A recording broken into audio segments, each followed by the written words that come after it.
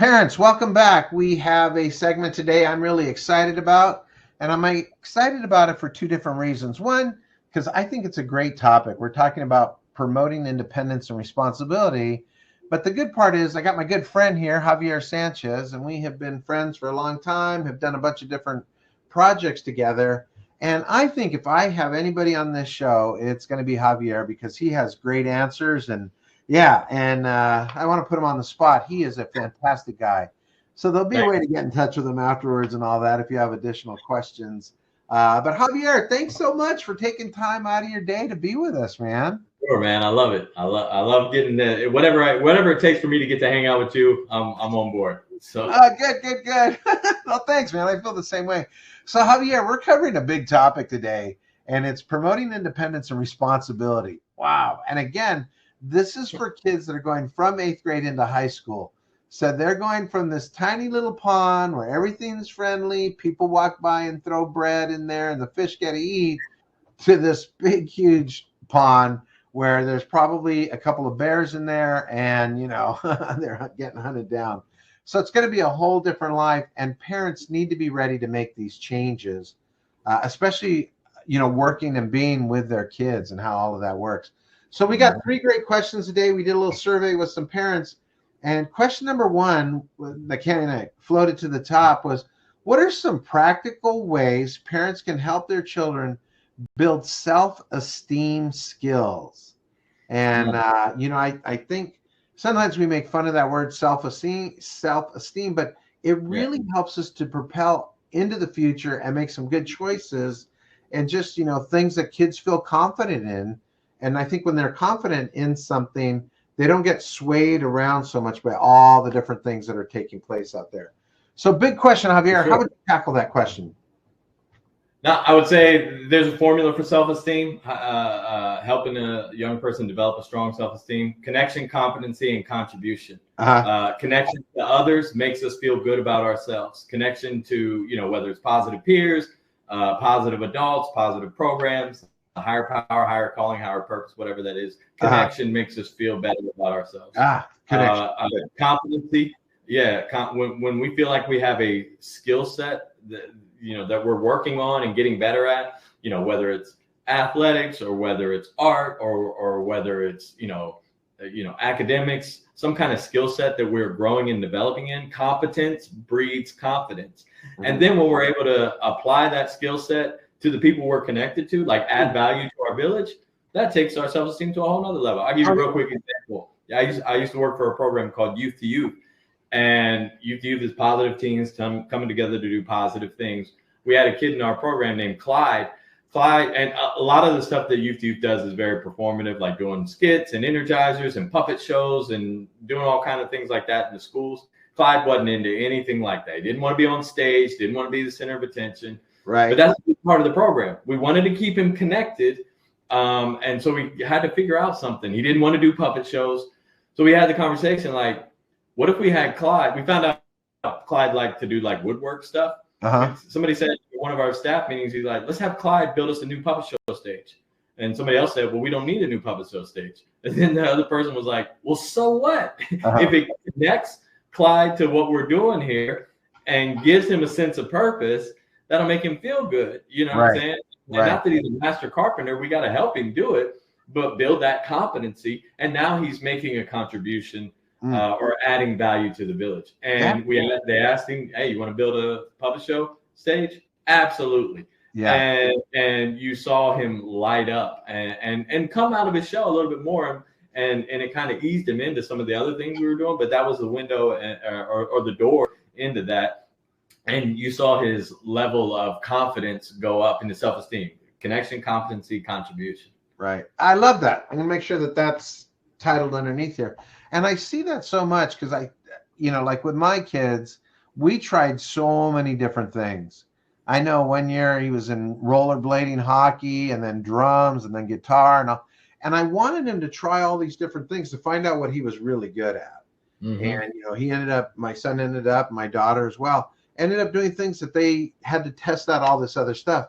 So one of the things I want to add to that about helping parents, and it's going to kind of go into this next question as well, is helping your kids in two different areas. One, finding out what they like and finding out what they don't like. And so I remember I taught my kids this lesson, kind of dumb, but we got a pizza, or somebody had a pizza sent over to the house and it had a whole bunch of toppings on it that my kids didn't like. And they're like, we hate this pizza. We don't like this pizza. I said, well, this pizza is kind of important for you to learn something. And my kids are like, what? And I said, you're learning what you don't like on a pizza. And going back to, what you talked about, Clyde, he hated puppet shows, right? He hated being in front of kids. But man, you give him a woodworking project, then he's going to excel in that. So parents, just on that one, find out what your kids are good at. And you're going to bounce around a whole bunch. And I've seen parents that, the kids hate soccer, but they keep them in soccer, If they make a commitment, finish that commitment out. But maybe don't go back the second year. But that kind of bleeds right into the next question. How can parents empower their teens to learn from setbacks without stepping into the fix everything mode, right? I mean, we want to do that as parents. As soon as we see something broken, we want to fix it immediately. So this is a great question. I would love to know what the parent was going through when they thought this, but how did you keep from stepping into that fix it mode, everything, Javier? Or what advice would you have? Right. So one of the things we know that young 8th graders going into high school are going to experience at a level they've never experienced before when they get to high school are freedom, loneliness, and stress. Yeah. They're going to experience that at another level. They have newfound freedoms. As popular as they are, as cool as they were in 8th grade or whatever, middle school, they're going to experience some levels of loneliness. Young people nowadays, especially with the isolation, because we're all on our phones, experience higher level of loneliness and isolation than ever before.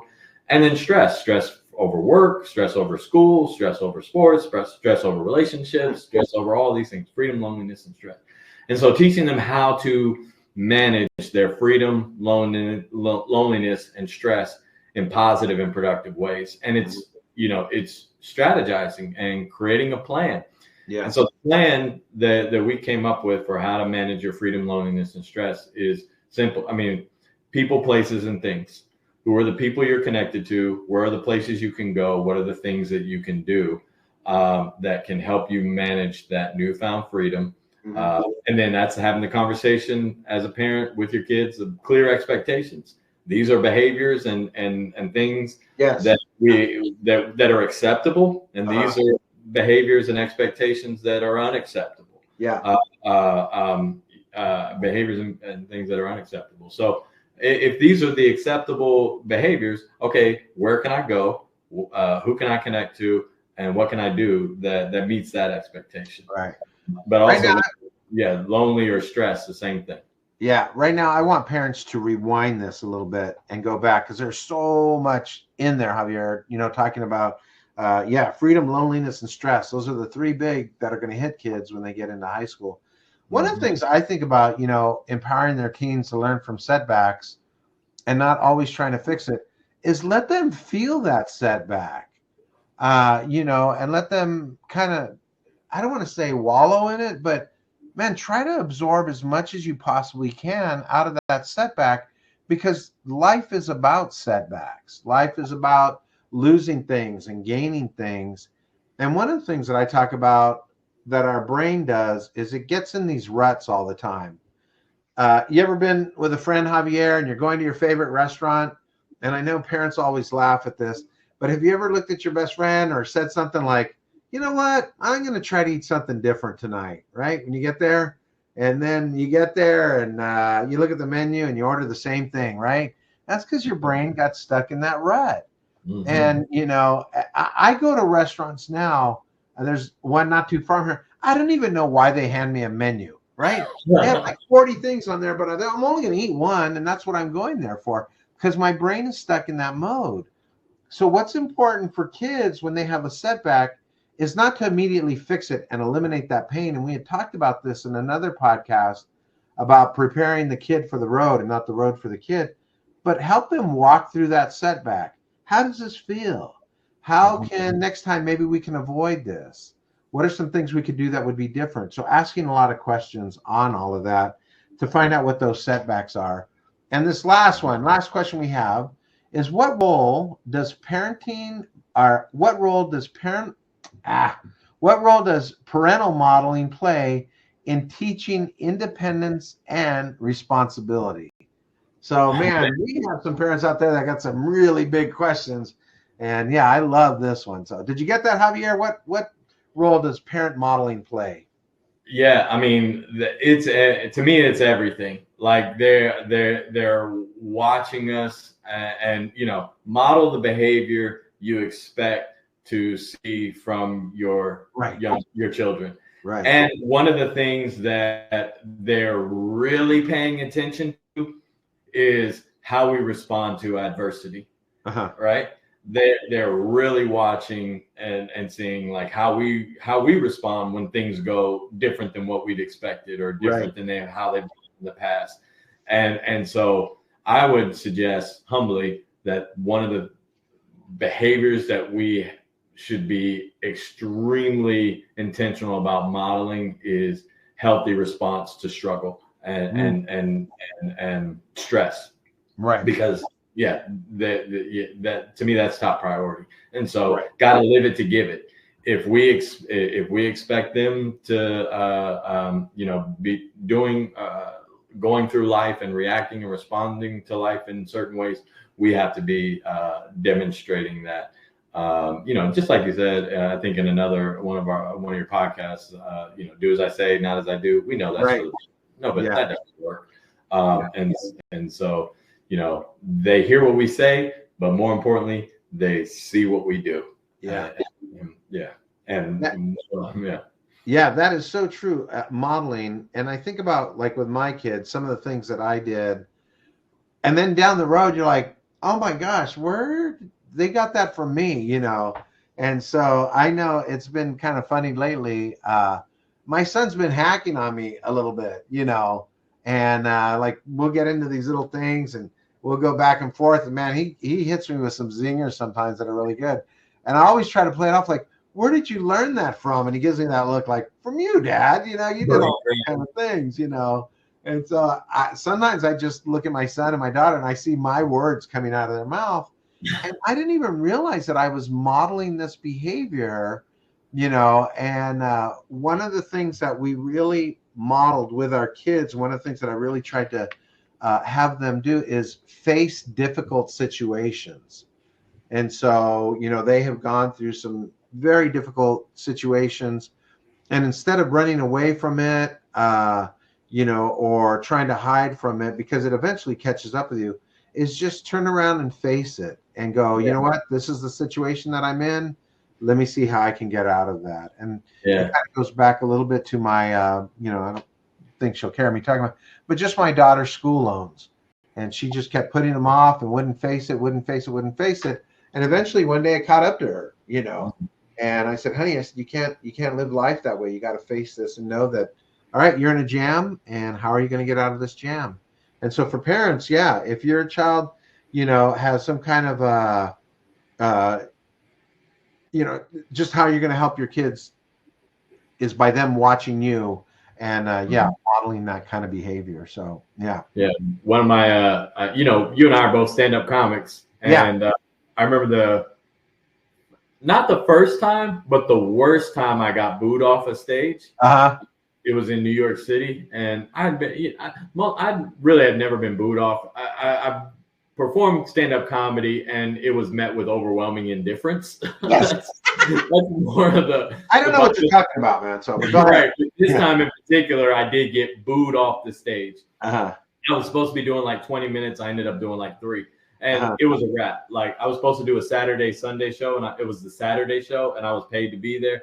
And and I had performed in New York. It was nothing new to me, but it was a wrap. I was like, I'm done. I'm never doing comedy again. And the guy, the friend I was staying with, he said, if the only time you can do comedy is when it's easy, you're not a real comedian, bro.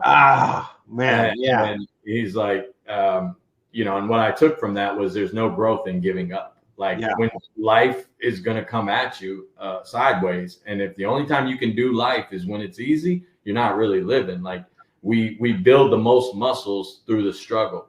And so he talked, of course I'm looping it all night and couldn't hardly sleep, but I ended up going back the next day and doing a lot better. and didn't give up. But yeah, that's what I learned. Like if you can only do life when it's easy, then you're not really living. Yeah, man, that is a good place to end right there, because that makes so much sense. So when your kids are going through the difficult time, yeah, know that that's life. That's it right there, and you got to learn to navigate that kind of stuff. So yeah. Well, Javier, I think we've given our parents a lot of things to think about. They can contact us through the chat if they need to or have any additional questions. But this section has been really good on promoting independence and responsibility. And I just want to tell you, thank you so much for your expertise, Javier, and especially for your time. Is there anything you'd like to add here at the end? Yeah, I guess, same thing with comedy and whatever else. There's no growth in giving up as a parent. Like if the only time you can do parenting is when it's easy, then so we're gonna have those times when it's hard. Yeah. But that's when we can grow the most as parents and put our kids in a position to grow too.